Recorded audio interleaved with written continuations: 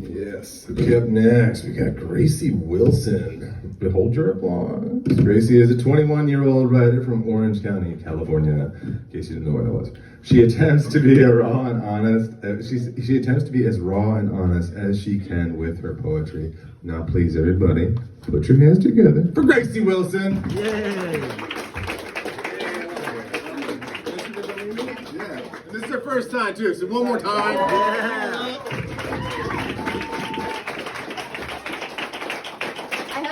Pretty short. This one, I didn't know the theme, but this one I wrote for my dad. He's right there for his 70th birthday. All right, Dad, happy birthday.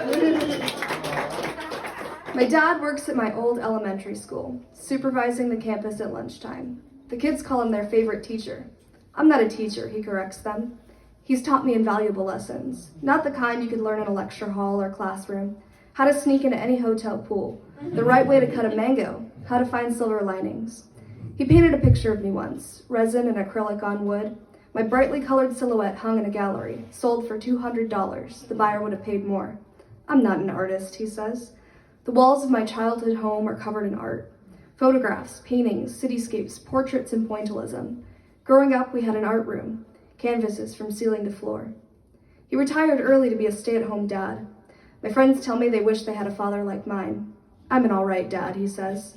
He took me to a new park every week, never missed a school play, took me to see all my favorite bands. His little girl inherited his green eyes and anxieties, his sense of humor and love of life.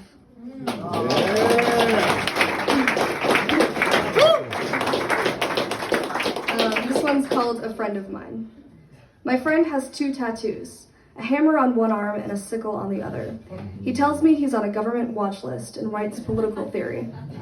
He was my +1 to a party one time. After countless shots of whiskey and a whole lot of puke, I drove him home. As I drove, we sang along to Baby, I'm an Anarchist, and he complained about the man. I stopped in front of his childhood home, 3 stories with a beachfront view.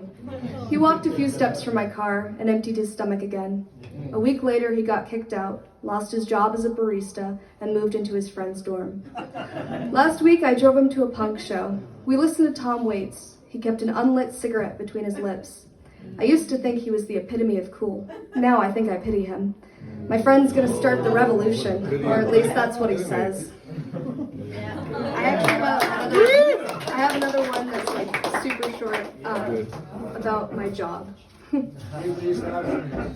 Today, I washed 5 Shih Tzus, 6 Maltipoos, and too many doodles to count. Hunched over the silver tub for hours, my hands get pruny, my arms get scratched, my feet get sore. There's no other job for me. Scrubbing dirt out of fur, listening to bulldogs snort and all the huskies howl. I've never worked a day in my life.